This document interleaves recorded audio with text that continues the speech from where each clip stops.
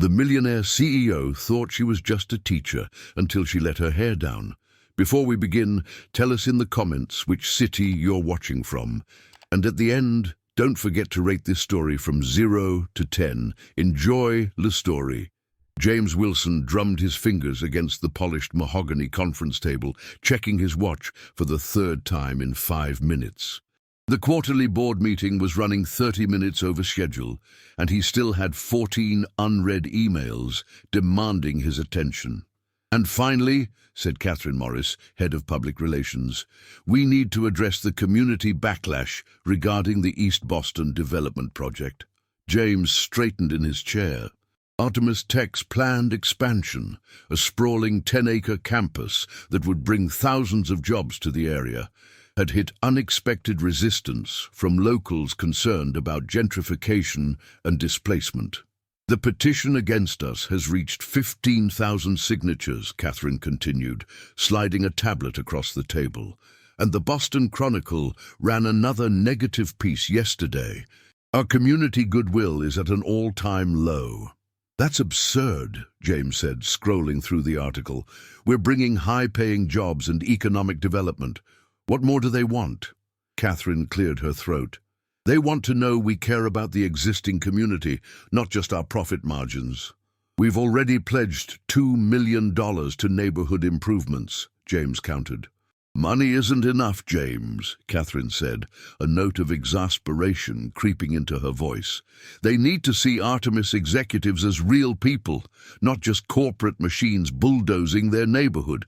That's why I've enrolled you in the Executive Education Partnership Program. James's head snapped up. You've done what?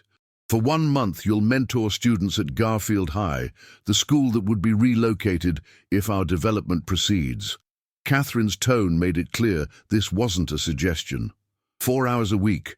The board unanimously approved it. James glanced around the table, feeling ambushed as his fellow executives avoided eye contact. At 36, he was the youngest CEO in Artemis Tech's history, having built the company from a scrappy startup to a tech giant valued at billions. He hadn't gotten there by wasting time on feel-good PR stunts. There must be another solution, he said, already calculating how many hours this would cost him. The zoning commission vote is in 2 months, Catherine replied flatly. We need public support. This isn't negotiable, James. Your first session is tomorrow at 9 a.m. The next morning, James pulled his Tesla into Garfield High School's pothole-riddled parking lot, grimacing as his car dipped into a particularly deep crater. The school building, a weathered brick structure with windows that had seen better days, stood in stark contrast to Artemis Tech's gleaming glass headquarters downtown. 4 weeks, he muttered to himself, grabbing his leather briefcase. Just 16 hours of my life. The hallways buzzed with teenage energy, students slamming lockers, laughing too loudly, and racing to beat the bell.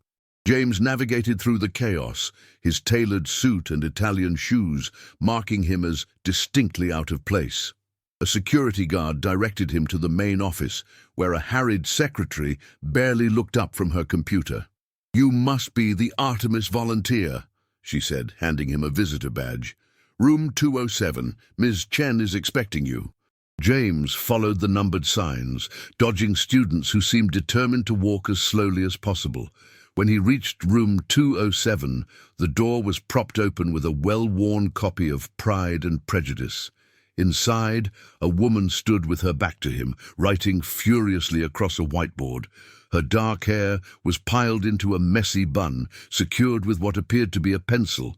She wore a cardigan with patches on the elbows over a simple blouse and practical slacks. Excuse me, James said, checking his watch. I'm looking for Ms. Chen. The woman turned, revealing a pair of rectangular glasses that magnified sharp, intelligent eyes.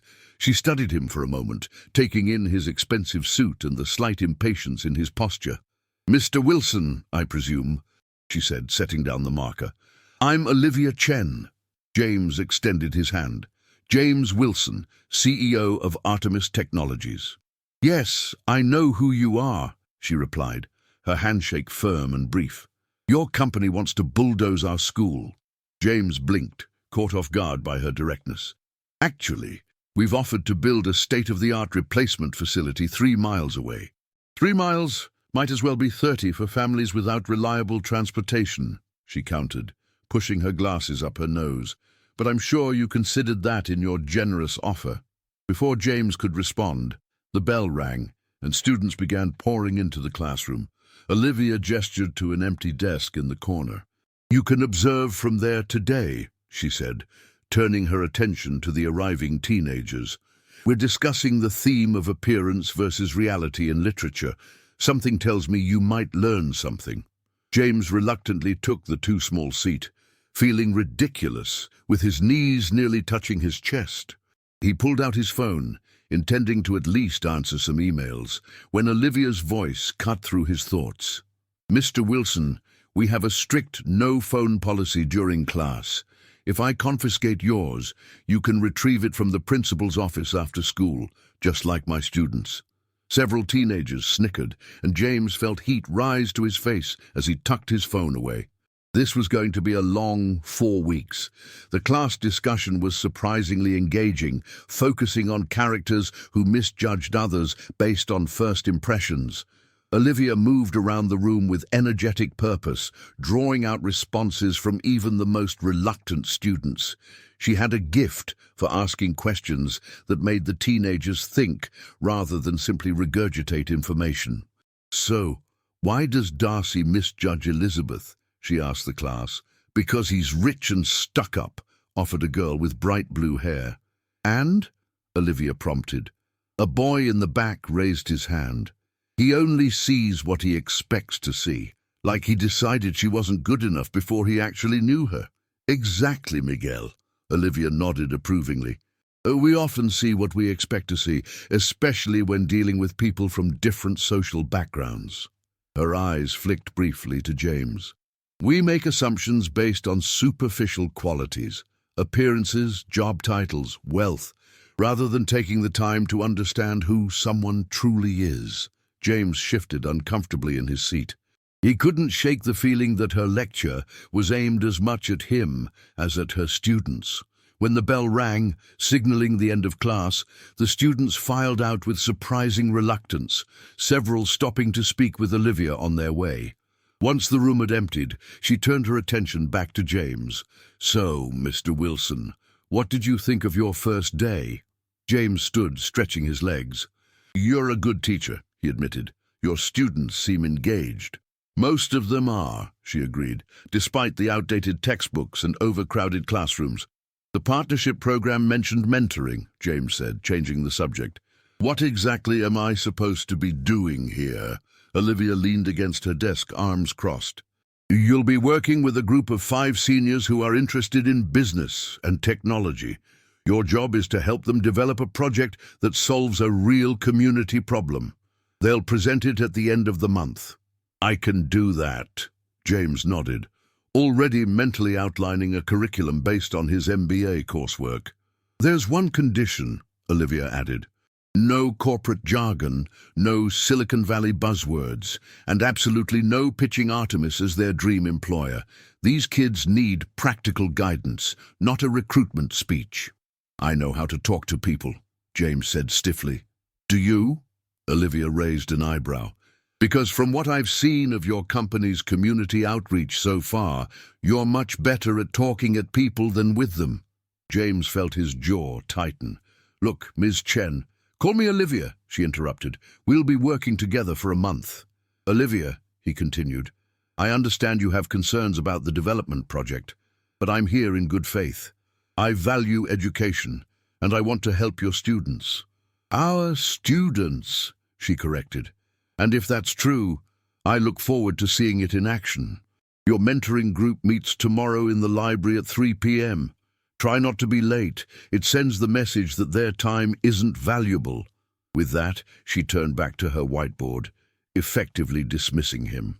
James stood there for a moment, unused to being spoken to so bluntly. In his world of yes-men and corporate hierarchy, Olivia Chen was an anomaly, unimpressed by his title, unintimidated by his success, and apparently immune to his charm. As he walked back to his car, dodging another enormous pothole, He found himself thinking about Olivia's lesson, appearance versus reality, first impressions versus truth. Had he misjudged the situation at Garfield High? Were there perspectives he hadn't considered? He shook his head, dismissing the thought. This was a PR exercise, nothing more. 4 weeks of playing the corporate good guy, and then Artemis would proceed as planned. The new campus would revitalize the neighborhood, and everyone, including stubborn English teachers with penetrating eyes, would eventually see the benefits. His phone buzzed with an incoming call from Catherine. "How was your first day as a mentor?" she asked without preamble. "Let's just say I've had warmer welcomes," James replied, starting his car. "The teacher made it clear she's not a fan of our development plans." "That's exactly why you need to win them over," Catherine said. "By the way, there's a charity gala for education funding this Friday at the Fairmont. The mayor and several zoning commission members will be there. I've reserved a table for Artemis." James sighed. "Another PR opportunity?" "Exactly. Wear your best tux and bring your checkbook. Show everyone that Artemis Tech cares about education." As he ended the call and pulled out of the school parking lot, James found himself wondering what Olivia Chen would make of such transparent image management. Somehow, he suspected she wouldn't be impressed by a few wealthy executives writing checks over champagne, no matter how many zeros those checks contained. And for reasons he couldn't quite articulate, that bothered him more than it should. Back in her classroom, Olivia erased the whiteboard with more force than necessary. Meeting James Wilson in person had only reinforced her negative impression of Artemis Tech and its expansion plans. He was exactly what she'd expected. Polished, privileged, and completely out of touch with the reality her students faced.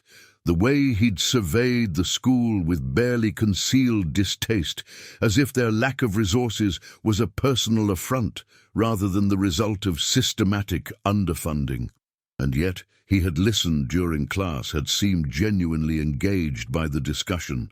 For a brief moment, when he'd acknowledged her teaching skills, she'd glimpsed something beyond the corporate facade, perhaps a person capable of growth. "Don't be naive, Olivia," she muttered to herself, gathering her papers. 1 month of community service wouldn't transform James Wilson from corporate shark to education advocate. And when that month ended, Artemis Tech would continue its relentless expansion, regardless of how it affected Garfield High and the community it served. She glanced at her calendar, where Friday night was circled in red. Her side gig coordinating the very same education gala that would be attended by Boston's elite. The irony wasn't lost on her. She'd be working behind the scenes at an event where wealthy donors congratulated themselves for supporting education, while actual educators like herself worked second jobs to make ends meet. Little did she know that Friday would bring a case of mistaken identity that would completely upend her careful boundaries and James Wilson's meticulously ordered world. Friday evening arrived with a persistent drizzle that turned Boston's streets slick and shiny under the streetlights. Olivia hurried through the staff entrance of the Fairmont Hotel, shaking raindrops from her umbrella. Unlike her usual classroom attire, tonight she wore a borrowed midnight blue cocktail dress from her roommate, her hair loose around her shoulders instead of secured in its usual practical bun. "You're cutting it close, Olivia," said Marco, the event director, checking his watch. "The guests start arriving in 30 minutes. "Sorry," she replied, smoothing her dress. Parent-teacher conferences ran late. Marco handed her an earpiece and clipboard. "You're handling the silent auction tonight. Make sure those wealthy donors keep bidding against each other. We need every penny." Olivia nodded, slipping the earpiece in place. As the event coordinator's assistant, her job was to ensure the gala ran smoothly while remaining practically invisible. It was work she'd done throughout graduate school, organizing charity events, corporate functions, and political fundraisers. The pay was decent, and the flexible hours allowed her to pursue her true passion, teaching. As she walked through the ballroom, she paused to admire the transformation. Crystal chandeliers cast a warm glow over tables adorned with elaborate floral centerpieces. A string quartet played softly in one corner, while waitstaff in crisp uniforms arranged champagne flutes on trays. The theme, Building Tomorrow's Minds, was displayed on elegant banners, accompanied by photographs of smiling students. Ironically, none of those photos depicted the reality of Garfield High's overcrowded classrooms or outdated textbooks. Quite a show, isn't it? Olivia turned to find the hotel's bartender, Sam, arranging bottles behind the bar. "All this money," Sam continued, gesturing around the room, "and I bet most of it will end up funding some administrator's pet project instead of actually reaching classrooms." "Cynical but probably accurate," Olivia agreed, checking items off her clipboard. "Still, some funding is better than none." "True enough," Sam conceded. "By the way, you look different tonight. Good different." Olivia self-consciously touched her loose hair. Without her glasses, replaced by contacts for the evening, and with careful makeup applied, she barely recognized herself. It was a costume of sorts, another version of herself she occasionally stepped into. "Thanks," she said. "Just part of the job." Well, the job looks good on you. Want me to set aside one of the good champagnes for later? You know, for when all these rich folks go home?" Olivia laughed. "Rain check. I have papers to grade tomorrow." As guests began to arrive, Olivia shifted into professional mode, directing bidders to the silent auction tables, answering questions, and ensuring the evening proceeded according to schedule. She was so focused on her tasks that she didn't notice James Wilson's arrival until he was standing right in front of her. "Excuse me," he said. "Could you point me toward the Artemis Tech table?" Olivia froze, momentarily disoriented by this collision of her separate worlds. James wore an impeccably tailored tuxedo, his usually perfect hair slightly damp from the rain. He looked directly at her, but his eyes held no recognition whatsoever. "He doesn't recognize me," she realized with a jolt. Without her usual teacher attire, the practical glasses, the messy bun, the sensible clothes, she was completely anonymous to him. A mischievous impulse seized her. Here was the man who had spent all week observing her classroom while barely concealing his corporate condescension, and he couldn't even recognize her face. It confirmed everything she'd suspected about how little attention he'd actually paid to her as a person. "Of course, Mr. Wilson," she replied, deepening her voice slightly and adopting a more formal tone than she used in the classroom. "Your table is near the stage on the right side, prime location." James looked momentarily surprised. "You know who I am?" "Everyone knows the CEO of Artemis Tech," she said smoothly. "Your company has been in the news quite a bit lately." "Not always for reasons I'd prefer," he admitted ruefully. "The East Boston development?" Olivia asked innocently, unable to resist. James sighed. "That obvious, huh? The public perception has been challenging. Perhaps because the public perceives your company values profit over people," she suggested, maintaining her professional smile. Instead of the defensive reaction she expected, James looked genuinely thoughtful. "It's more complicated than that," he said. "The development would bring thousands of jobs and economic growth to a struggling area, at the cost of displacing existing communities and institutions," Olivia countered. "We're offering solutions for that," James insisted, then shook his head with a self-deprecating smile. "I'm sorry, I don't usually subject event staff to corporate defenses. You're just easier to talk to than most people here." The unexpected compliment caught Olivia off guard. In their classroom interactions, James had been polite but distant.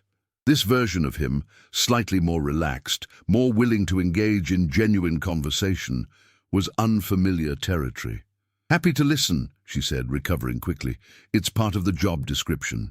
"What's your name?" James asked. She hesitated. If she gave her real name, the game would be up. "Liv," she said finally, using the nickname only her closest friends called her. "Liv Morgan." She borrowed her roommate's last name, feeling only slightly guilty about the deception. "Well, Liv Morgan," James said, his smile warming. "If the rest of the evening is as dull as I expect, would it be terribly inappropriate to continue our conversation later?" Olivia blinked in surprise. Was James Wilson, the arrogant CEO who had spent a week patronizing her classroom, actually flirting with her? "I'll be working until the event ends," she demurred.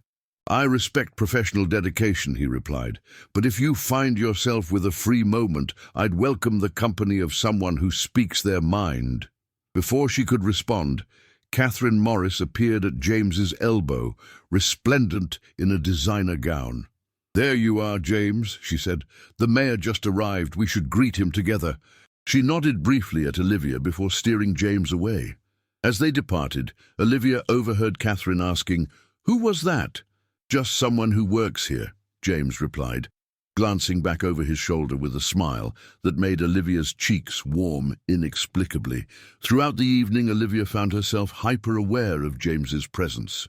She watched as he worked the room, shaking hands and engaging in what appeared to be earnest conversations with city officials. Occasionally, their eyes would meet across the crowded ballroom, and he would offer a small smile or nod of acknowledgement. It was surreal observing him in his natural habitat. In the classroom, he had seemed uncomfortable and out of place.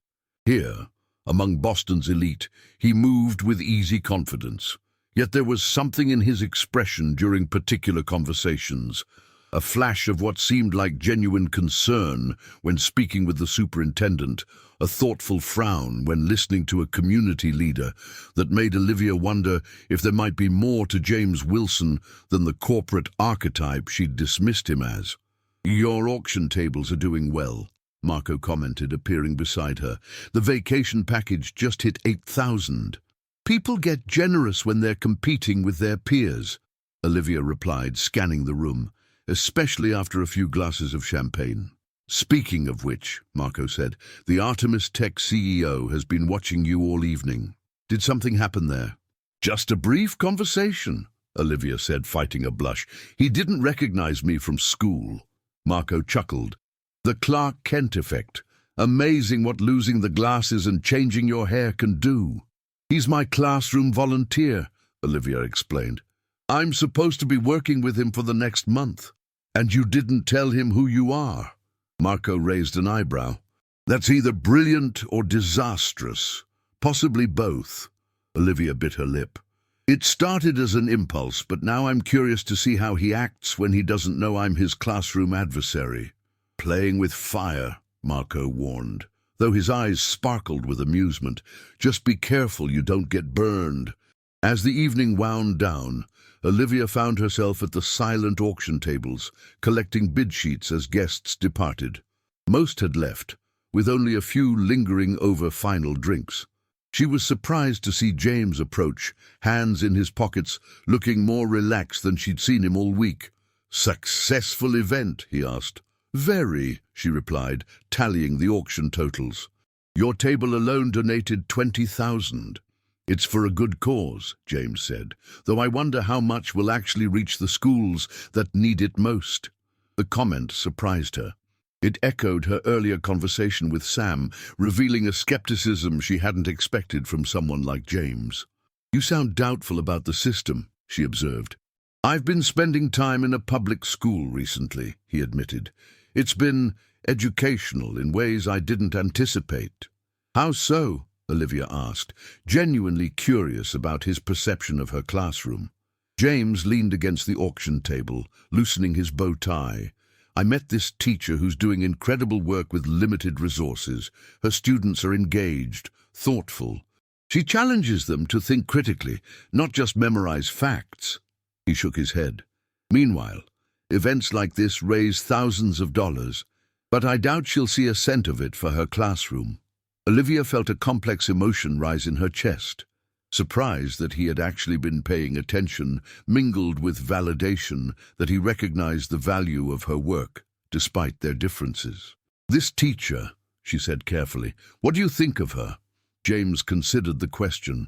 "Honestly, she's stubborn, direct, and clearly thinks I'm part of the problem with corporate America." He smiled slightly. "But she's also dedicated, brilliant with her students and unwilling to accept easy answers.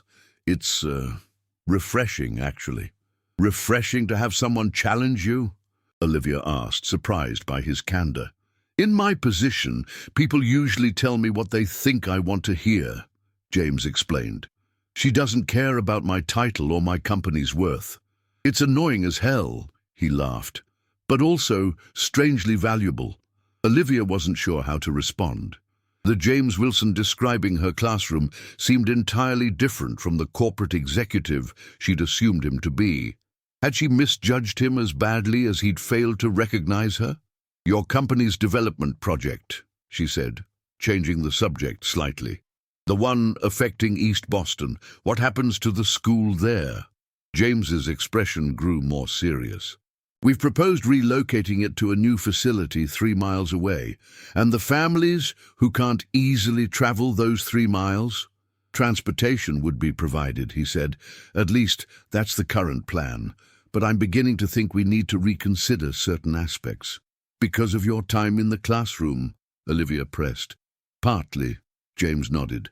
And partly because of conversations like this one. He studied her face. You remind me of her, actually, the teacher. Olivia nearly dropped her clipboard. Do I? Something about the way you don't hesitate to challenge assumptions, he said. Though physically you couldn't be more different. Appearances can be deceiving, Olivia managed, gathering the last of the bid sheets. I should finish here. Of course, James said, straightening. I've kept you from your work long enough. He paused, then added, I'm volunteering at the school again on Monday.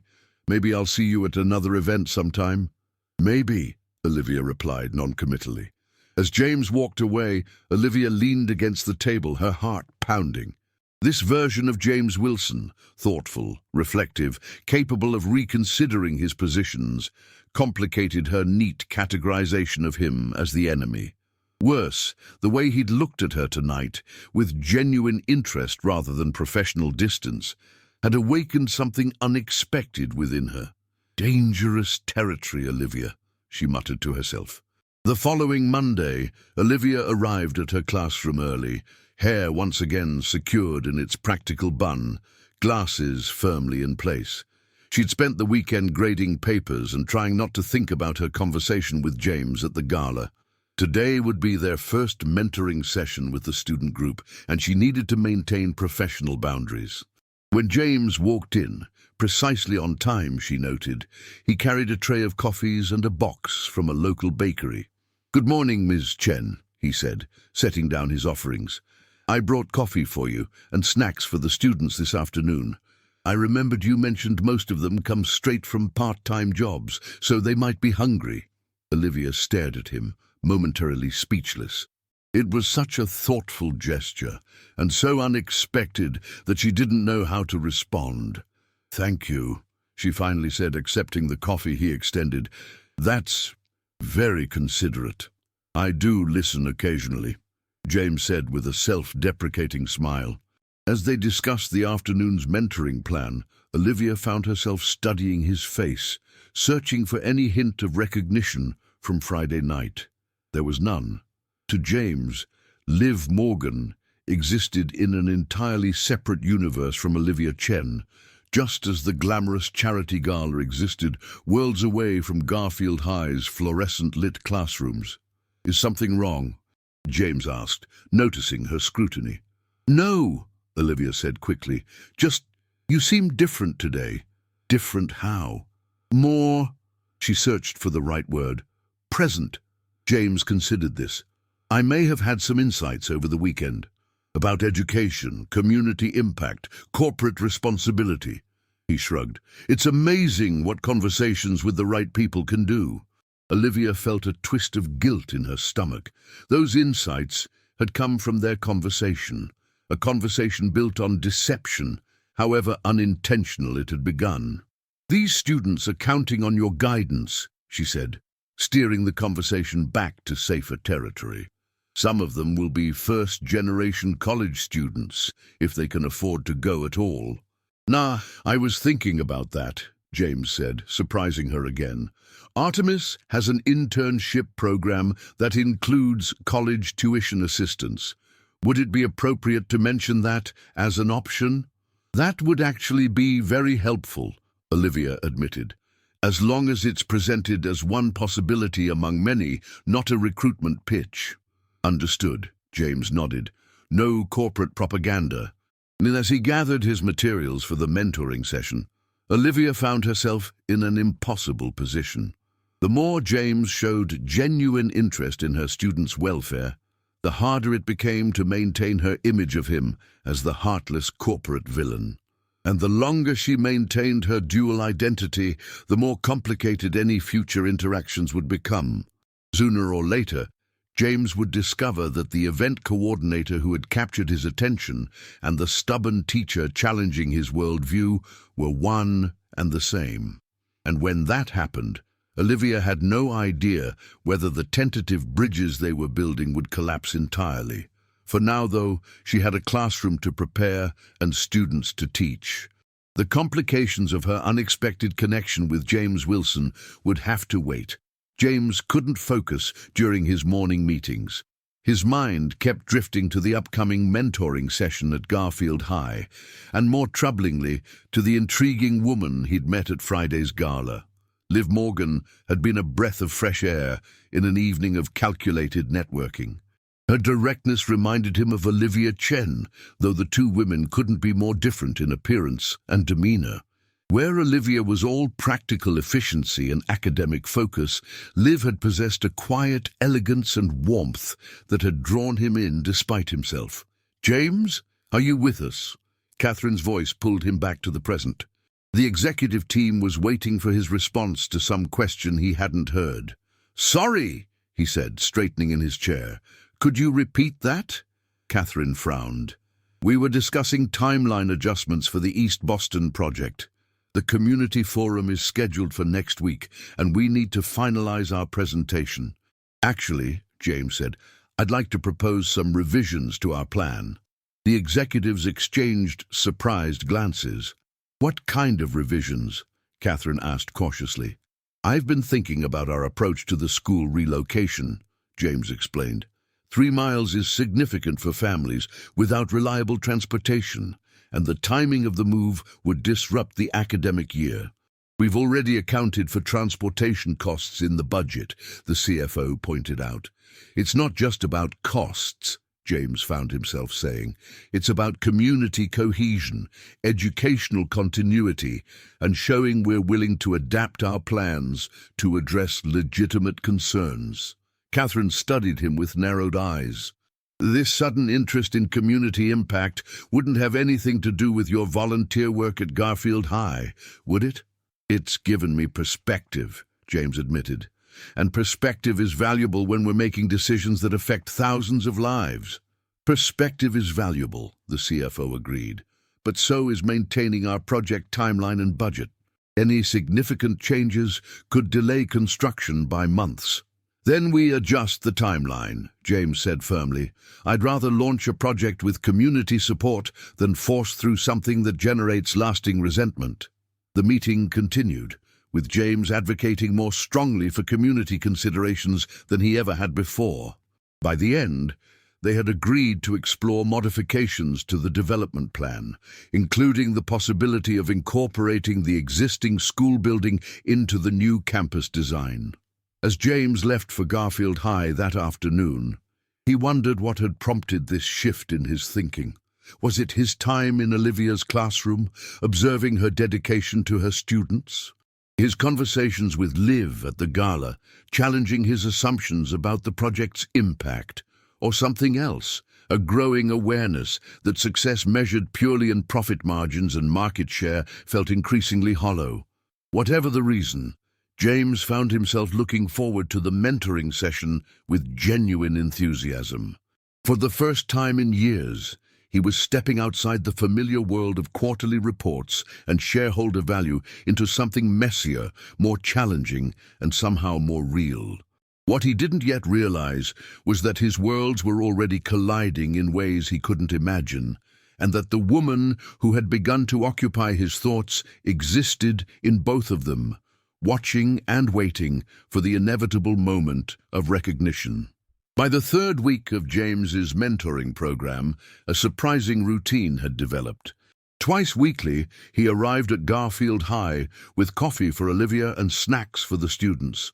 Their mentoring sessions had evolved from awkward formality to genuine collaboration, with James offering practical business insights while Olivia ensured the projects remained grounded in community needs. What James didn't know was that his paths with Olivia crossed outside school as well. After their initial encounter at the charity gala, he had run into Liv Morgan again, first at a community forum where she was coordinating logistics, then at a downtown cafe where she was working on event plans. Each meeting deepened James's confusion. He found himself drawn to both women for entirely different reasons. Olivia for her sharp intellect and dedication to her students, Liv for her warmth and the easy conversations that challenged his thinking without the classroom antagonism. "You seem distracted today," Olivia commented as they reviewed student project outlines in her classroom. James looked up from his notes. "Sorry, I've been reconsidering some aspects of the East Boston development." "Because of what you've learned here?" she asked, trying to keep her tone neutral. "Partly," he admitted, "and partly because of someone I've been talking to who has a different perspective on community impact." Olivia felt a twist of guilt. "Someone special?" "I'm not sure yet," James said, his expression thoughtful, "but she makes me think about things differently." The irony wasn't lost on Olivia. James was falling for her alter ego while beginning to respect her real self, and she was increasingly unable to maintain her emotional distance from either relationship. "The board is concerned about these proposed changes," Catherine said during their Thursday executive meeting. "Modifying the development plan to preserve the school's location will add millions to the budget." It's worth it," James insisted. "We build goodwill, address community concerns, and create a more integrated campus that serves everyone." Catherine studied him. "This isn't just about business strategy anymore, is it? You've become personally invested." James couldn't deny it. His time at Garfield had transformed from obligation to genuine commitment. He had come to respect Olivia's passionate advocacy for her students, and his conversations with Liv had awakened something he'd forgotten in his rise to corporate success: the importance of connection to something beyond profit margins. "Is that a problem?" he asked. "It is, if it clouds your judgment," Catherine replied. "The board meeting is next Thursday. They'll expect you to defend these changes with more than idealism." "I'll be ready," James promised. That Saturday, at a fundraiser for Boston's education initiative, James spotted Liv across the room. She wore a simple black dress, her dark hair falling in soft waves around her shoulders. Without Olivia's glasses and practical bun, she looked entirely different, yet something about her still nagged at his memory. "We need to stop meeting like this," he said as he approached. "People might talk." Liv smiled, though something in her eyes seemed guarded. "About the corporate CEO chatting up event staff? Scandalous. I prefer to think of it as the corporate CEO seeking wisdom from the only honest person in the room," James replied. "I've been implementing some of your suggestions about community engagement." "Have you?" Olivia felt a confusing mix of professional satisfaction and personal guilt. "We're redesigning the East Boston project to preserve the existing school," he explained. "It increases our costs substantially, but it's the right thing to do." Olivia stared at him, genuinely surprised. "That's not what I expected." "I'm full of surprises," James said with a smile. "Speaking of which, I have 2 tickets to the symphony next Friday. Would you consider joining me?" The invitation caught Olivia off guard. Friday was the board's final vote on the development project, and the day James's mentorship program officially ended. "I'd like that," she found herself saying before she could reconsider. "But James, there's something I should tell you." Before she could continue, Marco appeared, needing her assistance with a donor issue. By the time she returned, James had been pulled into another conversation. As she watched him from across the room, Olivia realized she had reached a breaking point. She couldn't continue this charade, not when genuine feelings were developing on both sides. The truth would have to come out, and soon. Monday morning found Olivia pacing her empty classroom. Today was their final mentoring session before the students' project presentations. After this, James would have fulfilled his community service obligation. The board would vote on the development project, and their paths would likely diverge, unless she told him the truth about her double identity. "Good morning," James said, entering with his customary coffee offerings. "Ready for our last official session?" "About that," Olivia began, removing her glasses. "There's something I need to tell you." James frowned, noticing something different about her appearance. "Is something wrong?" Before she could respond, the classroom door burst open as Catherine rushed in, clutching a tablet.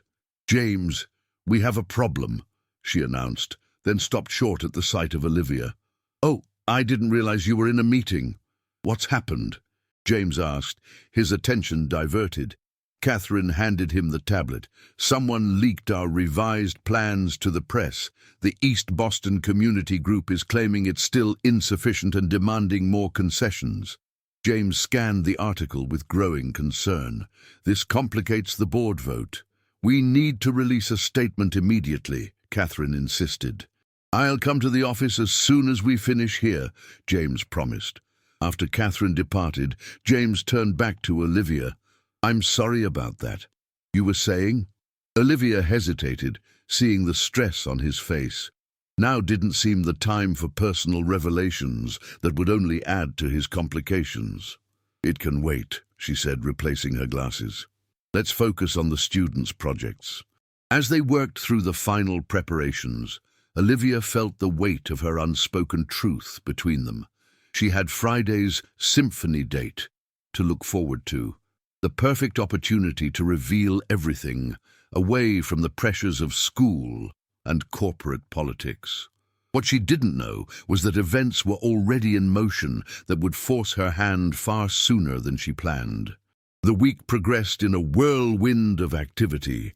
James shuttled between Artemis headquarters, where he defended his revised development plan against skeptical board members, and Garfield High, where the student mentoring projects were coming together impressively. Through it all, his thoughts kept returning to Friday, both the crucial board vote and his evening plans with Liv. Meanwhile, Olivia struggled with her mounting guilt. Several times she had nearly revealed her identity to James, only to be interrupted or lose her nerve. The students' final presentation was scheduled for Thursday afternoon, with parents, faculty, and even some local media invited to attend. "Nervous?" James asked as they prepared the library for the event. "A bit," Olivia admitted. "These projects matter to the students. They've done incredible work," James said sincerely. "You should be proud of what you've accomplished here." Olivia smiled despite herself. "We accomplished it together. You've been a surprisingly good mentor." "High praise coming from you," James laughed. "I think that's the first compliment you've given me without qualification." "Don't get used to it," she replied, though her tone lacked its usual edge. As they worked side by side, Olivia realized how much had changed in 4 weeks. The corporate executive she'd initially dismissed as out of touch had shown genuine growth and commitment to her students. And she had developed feelings for him that went far beyond professional respect, feelings complicated by her dual identity. "James, after tomorrow's presentation, I need to tell you something important," she said suddenly. He looked up, curious. "Is everything all right?" "It will be," she promised, "once everything is out in the open." The presentation event exceeded all expectations. The 5 students James had mentored presented their community business initiative with confidence and clarity, fielding questions from the audience like seasoned professionals. When they revealed that Artemis Tech had pledged seed funding to launch their project regardless of the development decision, the audience erupted in applause. Afterward, as people mingled over refreshments, James found himself surrounded by appreciative parents and faculty. Olivia watched from across the room, her heart swelling with pride for her students, and something more complicated when she looked at James. "Quite a transformation," commented Principal Garcia, joining her. 4 weeks ago, he could barely hide his discomfort in a classroom. "Now look at him. People can surprise you," Olivia agreed. "Speaking of surprises," Garcia continued, "I saw you at the education fundraiser last weekend. Almost didn't recognize you without your glasses. You were deep in conversation with Mr. Wilson, if I'm not mistaken." Olivia felt her stomach drop. "You were there?" "My wife dragged me along." Garcia nodded. "Don't worry, your secret's safe with me, though I wonder if Mr. Wilson knows he's been mentoring alongside his charity gala friend." Before Olivia could respond, a commotion near the entrance caught their attention. Catherine Morris had arrived, her expression grim as she scanned the room for James. "The board wants to see you immediately," Olivia overheard Catherine telling James. "There's been a development." James glanced toward Olivia, clearly torn between his corporate obligations and their planned conversation. "Go," Olivia mouthed, making the decision for him. "We'll talk tomorrow." With an apologetic nod, James followed Catherine out of the library, leaving Olivia with a growing sense of foreboding. James arrived at Artemis headquarters to find the board in emergency session.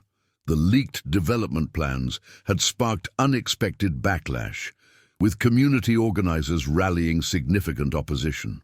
"The zoning commission is wavering," the board chair explained. "We need a decisive response before tomorrow's vote." "Our revised plan addresses the major concerns," James insisted. "We're preserving the school, providing transportation solutions, and investing in local businesses." "That's not enough anymore," another board member countered. "The opposition is claiming we've manipulated the process through your mentorship program, calling it a PR stunt rather than genuine community engagement." James felt a flash of anger. There was nothing manipulative about it. "I've spent 4 weeks working with those students and teachers. The changes I've proposed come from understanding their needs firsthand." "Nevertheless," the chair interjected, "we need to consider all options, including reverting to our original plan, which had a clearer path to approval. That would betray everything I've promised those students and their community," James argued. The debate continued late into the night, with James growing increasingly frustrated by the board's focus on expedience over ethics. By the time he left the office, he had barely secured a tentative agreement to maintain the revised plan, contingent on his personal presentation to the zoning commission the following morning. Exhausted, James checked his phone to find a message from Liv confirming their symphony date. Despite everything, he smiled. After tomorrow's vote, regardless of outcome, he looked forward to an evening away from corporate politics with someone who seemed to understand both sides of his increasingly complicated life. Friday morning arrived with unexpected drama. As Olivia entered Garfield High, she found the hallways buzzing with excitement. A local news crew had set up in the main entrance, interviewing students about yesterday's presentation. "Ms. Chen," called Miguel, one of James's mentees, rushing toward her. "Have you seen the news? Mr. Wilson is fighting his own company to save our school." Olivia's heart skipped. "What do you mean?" Miguel showed her his phone, displaying a local news article. "Artemis CEO challenges board over East Boston development." The piece detailed James's push to preserve Garfield High against internal corporate resistance, citing anonymous sources from yesterday's board meeting. Before she could process this information, Principal Garcia appeared at her side. "The media wants to interview you about the mentorship program," he explained. "As the teacher who worked directly with James Wilson, your perspective is valuable." "I can't," Olivia said automatically. "I have classes to teach." "I've arranged coverage," Garcia insisted. "This is important, Olivia. The zoning commission votes today, and public opinion could make the difference." Reluctantly, Olivia agreed to the interview, carefully answering questions about the mentorship program and its impact on students. When asked about James specifically, she found herself speaking with unexpected emotion. "Mr. Wilson came here as part of a corporate obligation," she told the reporter, "but he stayed because he genuinely connected with our students. He listened, he learned, and most importantly, he acted on what he learned. That's not a PR stunt, that's growth." What Olivia didn't realize was that the interview was broadcasting live, and that James, preparing for his zoning commission presentation, was watching. James stared at the television in the conference room, transfixed by Olivia's impassioned defense. There was something about her expression without her glasses, the way she gestured when making an important point, that triggered a flash of recognition. "We need to leave now," Catherine said, gathering her materials. "The commission won't wait." "1 minute," James replied, unable to look away from the screen. As the interview concluded, the reporter asked one final question. "Do you believe Artemis Tech's revised plan should be approved?" Olivia took a deep breath. "I believe in holding corporations accountable, but I also believe in recognizing genuine change. James Wilson could have treated this mentorship as a checkbox exercise. Instead, he invested himself in understanding our community's needs and advocated for solutions that serve everyone. That deserves acknowledgement." As the camera lingered on her face, something clicked in James's mind. The familiar expressions, the passionate articulation, the challenging perspectives, suddenly, impossibly clear. "It's her," he whispered. "Who?" Catherine asked, checking her watch impatiently. "Olivia Chen is Liv Morgan," James said, the realization washing over him. "They're the same person." Catherine frowned. "James, we don't have time for this. The commission is waiting." But James was already reaching for his phone, his thoughts racing. The woman who had challenged him in the classroom and the woman who had captivated him at the gala were one and the same. Every conversation, every interaction took on new meaning with this revelation. "I need to see her," he said, standing abruptly. "After the commission meeting," Catherine insisted. "This vote determines the project's future, and possibly yours as CEO." The reminder of his responsibilities sobered James. He had a commitment to his company, to the students he'd mentored, and to the promises he'd made. Personal revelations would have to wait. "You're right," he acknowledged. "Let's go." As they headed to the commission meeting, James composed a brief text. "I need to see you after the vote. There's something important we need to discuss." He sent it to both Olivia's personal number from the mentorship program contacts and the number he had for Liv. The identical message to seemingly different women would be confirmation enough of his discovery.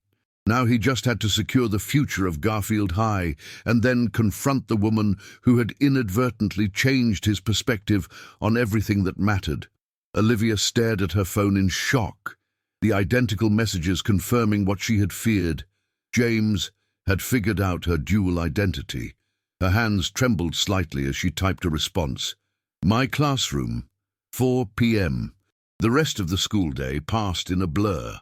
Her students noticed her distraction, but attributed it to anticipation of the zoning commission's vote. By 3:30, news had spread that the decision would be announced within the hour. As the final bell rang, Olivia remained at her desk, grading papers she couldn't focus on. The classroom slowly emptied, leaving her alone with her thoughts and growing anxiety. What would James say? Would he be angry about her deception? Confused? Hurt? All three seemed likely, and she couldn't blame him. At precisely 4 o'clock, a knock at her door made her look up. James stood in the doorway, his expression unreadable. "May I come in?" he asked formally. Olivia nodded, removing her glasses in a symbolic gesture. "I think we need to talk." James entered, closing the door behind him. For a long moment he simply looked at her, as if seeing her clearly for the first time. "How long have you known?" Olivia asked, breaking the silence. "Since this morning," James replied. "Your interview was on television. Something about the way you spoke, suddenly everything connected." Olivia winced. I never meant for it to go this far. That first night at the gala, when you didn't recognize me, it just happened. And afterwards, the cafe meetings, accepting my invitation to the symphony. James' voice grew sharper. Was that all part of some elaborate game? No, Olivia insisted, standing to face him directly. It started as an accident, but then I didn't know how to tell you without making everything awkward. And then what? Then I started to enjoy our conversations, she admitted, both as Olivia and as Liv. You were different with each of us, and I wanted to understand why. James ran a hand through his hair in frustration. So you conducted a little social experiment, testing how the corporate CEO treats a teacher versus an attractive event coordinator. Olivia flinched at his assessment. That's not fair, isn't it? James countered. You had all the information. I was operating in the dark. You're right, Olivia said quietly. I should have told you as soon as I realized you didn't recognize me. I'm sorry. James paced the classroom, processing his complicated emotions. Anger at being deceived, warred with the undeniable connection he felt with both versions of the woman before him.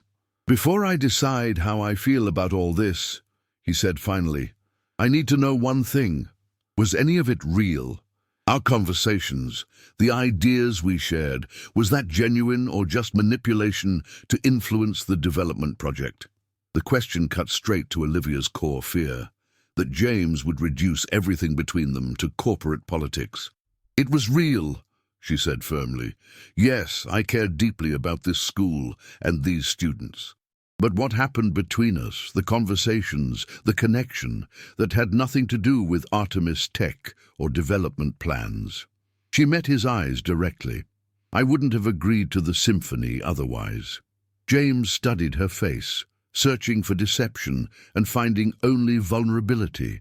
For what it's worth, he said after a moment, the zoning commission approved the revised plan. Garfield High stays where it is, with modernization funding from Artemis as part of the development agreement. Relief washed over Olivia. Thank you for fighting for that. I know it couldn't have been easy with your board. It wasn't, James acknowledged, but it was the right thing to do. He paused, then added, although I'm not sure how to feel about the fact that the same person who challenged me in this classroom was also encouraging me outside of it. I meant everything I said in both places, Olivia insisted. Maybe the settings were different, but the person was the same. James considered this. You know what's ironic? As Olivia, you made me question my company's approach to community impact. As Liv, you made me remember why I started Artemis in the first place, to create something meaningful, not just profitable. Either way, you changed how I think. The admission hung between them, a tentative bridge across the chasm of misunderstanding. Where does that leave us? Olivia asked quietly. James checked his watch. Well, we have symphony tickets for tonight. I bought them for Liv Morgan, but I'd be equally interested in attending with Olivia Chen. Hope fluttered in Olivia's chest. You still want to go? Even after all this? I'm still processing the deception, James said honestly, but I've spent the last month getting to know two versions of you, and I've been drawn to both. That seems worth exploring further, don't you think? A smile tugged at Olivia's lips. I might need to let my hair down for the symphony. And I might need to loosen my corporate tie, James replied, returning her smile cautiously. 7 o'clock? 7 o'clock, Olivia confirmed. As James turned to leave, he paused at the door. One last thing. Which did you prefer being with me, Olivia or Liv? The question surprised her, but her answer came without hesitation. Neither. And both. They're both me, just different sides of the same person. She tilted her head thoughtfully. The real question is, which version of yourself did you prefer being? James considered this. I think I'm still figuring that out. Maybe we can work on it together. With that, he departed, leaving Olivia alone in her classroom with a mixture of relief, anticipation, and cautious optimism. The careful boundaries between her worlds had collapsed, but perhaps something more authentic could emerge from the ruins. That evening, as Olivia prepared for the symphony, she deliberately combined elements of both her personas. She wore her hair loose but kept her glasses, choosing a dress that balanced elegance with practicality. Looking in the mirror, she saw neither the strictly professional teacher nor the polished event coordinator, but something more integrated, more genuinely herself. James arrived precisely on time, similarly transformed. His suit was impeccable as always, but he had forgone a tie, and the formal rigidity she associated with his corporate persona had softened. "You look beautiful," he said, taking in her appearance. "Very much yourself." "Thank you," Olivia replied. That was the goal. The symphony performance provided a perfect neutral territory for their recalibrated relationship. Sitting side by side in the concert hall, they shared an experience that had nothing to do with school politics or corporate development, just two people enjoying Beethoven's Ninth Symphony together. During intermission, they wandered to the terrace overlooking Boston's skyline. "I have a confession," James said as they gazed at the city lights. "Even before I realized you were Liv, I had started to look forward to our classroom meetings." "Even though I challenged everything you said?" Olivia asked, surprised. "Because you challenged everything," James corrected. "Do you know how rarely that happens in my world? Everyone either wants something from me or is afraid to contradict me." "I definitely didn't have that problem," Olivia laughed. "No, you didn't," James agreed. "And it was refreshing, difficult sometimes, but necessary." Olivia leaned against the terrace railing. "For what it's worth, you surprised me too. I expected a corporate robot who would treat the mentorship as a box to check. Instead, you actually listened to the students, engaged with their ideas." "They're remarkable kids," James said. "They deserve every opportunity to succeed." "Speaking of which," Olivia ventured, "what happens with the mentorship program now that your official obligation is complete?" James turned to face her. "I've been thinking about that. What would you say to making it permanent, not just at Garfield, but at schools across Boston? Artemis executives mentoring students, creating pathways to internships and careers." Olivia's eyes widened. "You're serious?" "Completely," James nodded. 4 weeks at Garfield showed me what's possible when business and education truly collaborate. I'd like to build on that." "That would be incredible," Olivia said, genuinely moved. "But it would require ongoing commitment from Artemis leadership." "Starting with its CEO," James agreed, "who happens to have developed a vested interest in education, and perhaps in a certain English teacher." The statement hung between them, an acknowledgement of feelings neither had fully articulated. "James," Olivia began carefully, "we should probably talk about what happens next, with us." Before he could respond, the bells chimed, signaling the end of intermission. "To be continued," James said, offering his arm. "We have all night to figure it out." As they returned to their seats, Olivia realized they had begun something both complicated and promising. The masks had fallen away, revealing two people with different perspectives but shared values, and an undeniable connection that transcended their initial assumptions about each other. The symphony's final movement swelled around them, its message of joy and brotherhood echoing Olivia's own cautious optimism. Whatever came next, they would face it honestly without pretense or disguise. And that, perhaps, was the most promising beginning of all. 3 months after the symphony night, Olivia stood in her classroom, watching her students present their projects to a panel of Artemis Tech executives. What had begun as James's solitary mentorship obligation had expanded into a company-wide initiative, with 20 Artemis employees now regularly volunteering at schools across Boston. Garfield High itself had undergone remarkable transformations. Construction had begun on a modern addition to the historic building, funded by Artemis as part of their revised development agreement. The computer lab boasted new equipment, the library had received thousands of updated books, and a college preparation program offered Olivia's students pathways they'd never imagined possible. Ms. Chen, called Miguel, now an Artemis intern despite still being in his senior year, they loved my proposal. Mr. Wilson said they might implement it company-wide. Olivia smiled warmly. I'm not surprised. You've worked incredibly hard. As the presentations concluded, James approached, looking more relaxed than she'd ever seen him in those early mentoring days.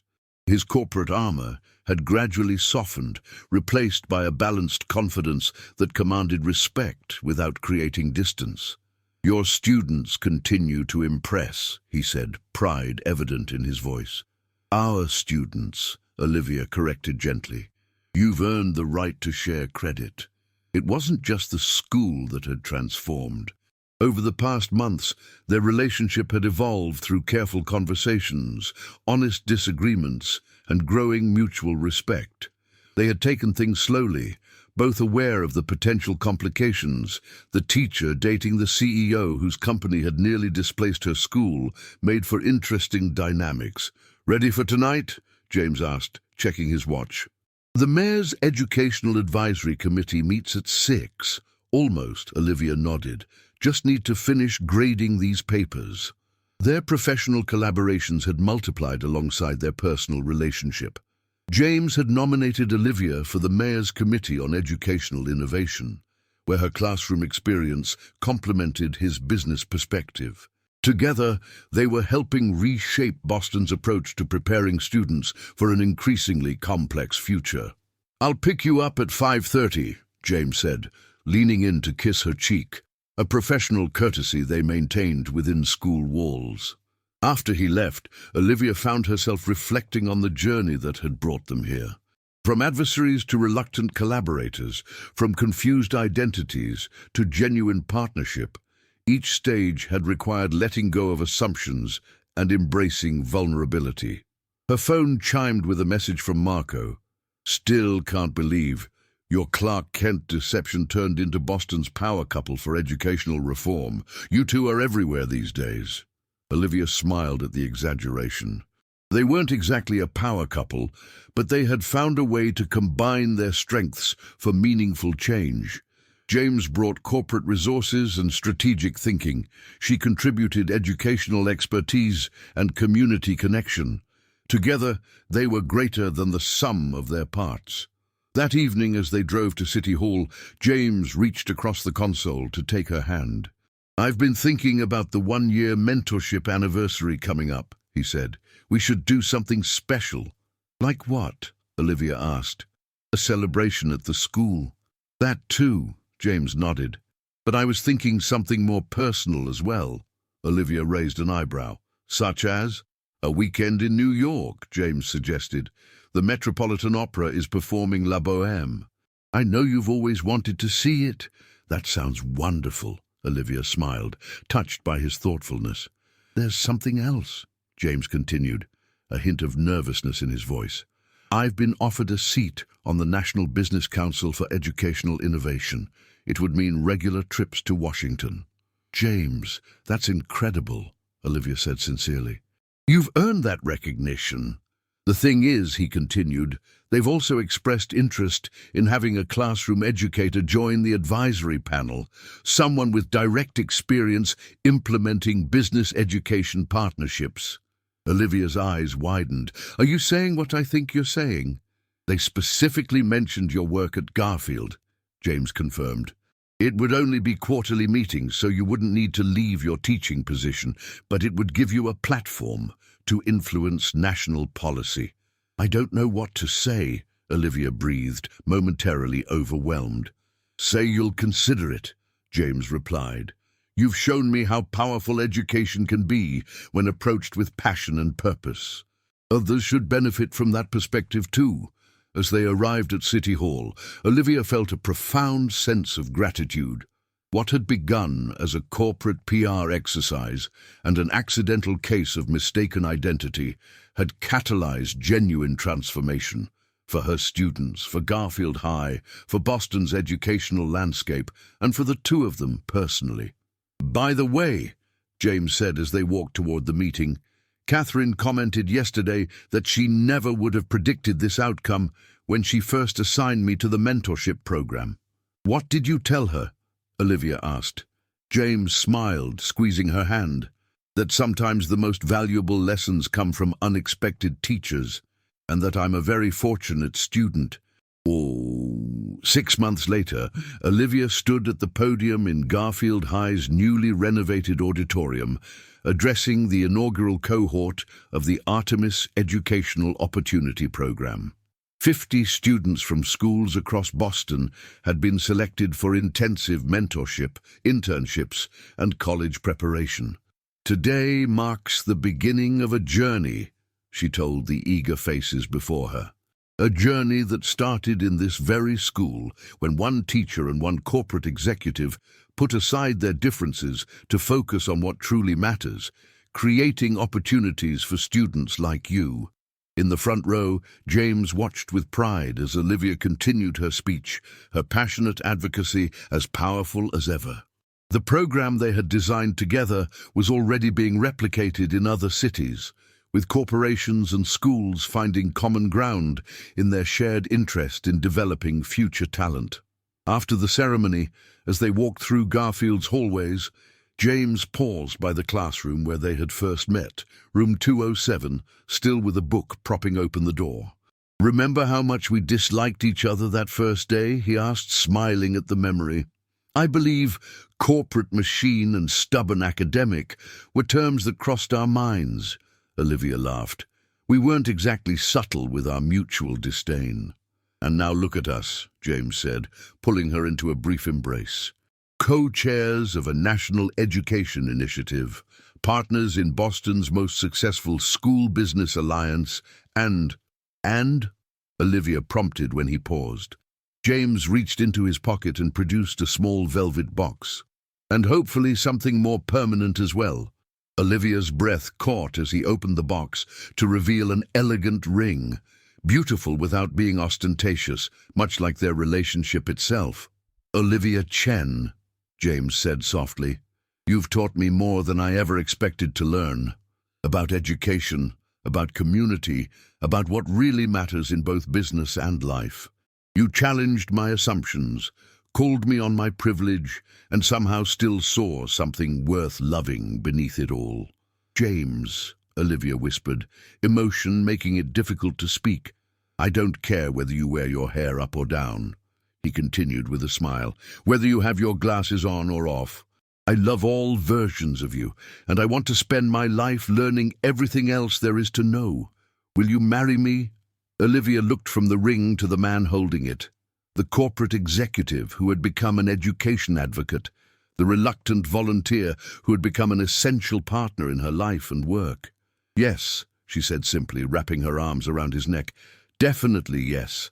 As they sealed the moment with a kiss, the final bell rang, releasing students into the hallway around them.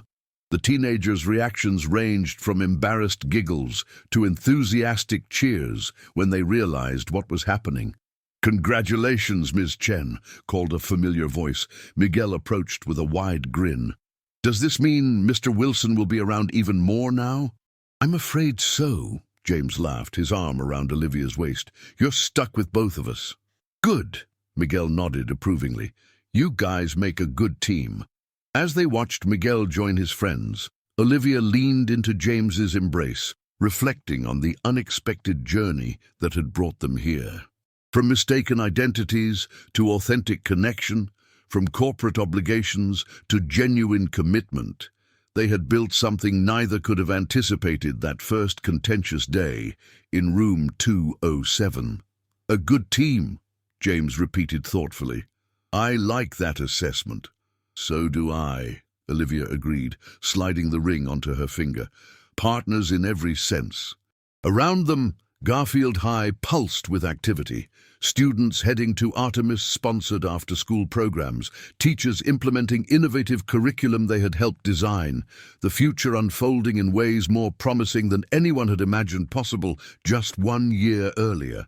And at the center of it all stood two people who had learned the most valuable lesson of all. That sometimes, when we look beyond first impressions and superficial differences, we discover connections powerful enough to transform not just our own lives, but entire communities. It had begun with a CEO who thought she was just a teacher until she let her hair down, but it had become something far richer, a partnership built on mutual respect, shared purpose and love that transcended titles, appearances and assumptions.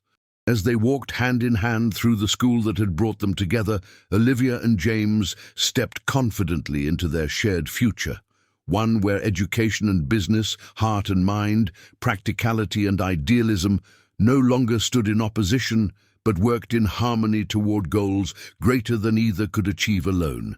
And that, perhaps, was the greatest lesson of all. What did you think of the story? Share your opinion in the comments. Rate this story from 0 to 10. What was your score?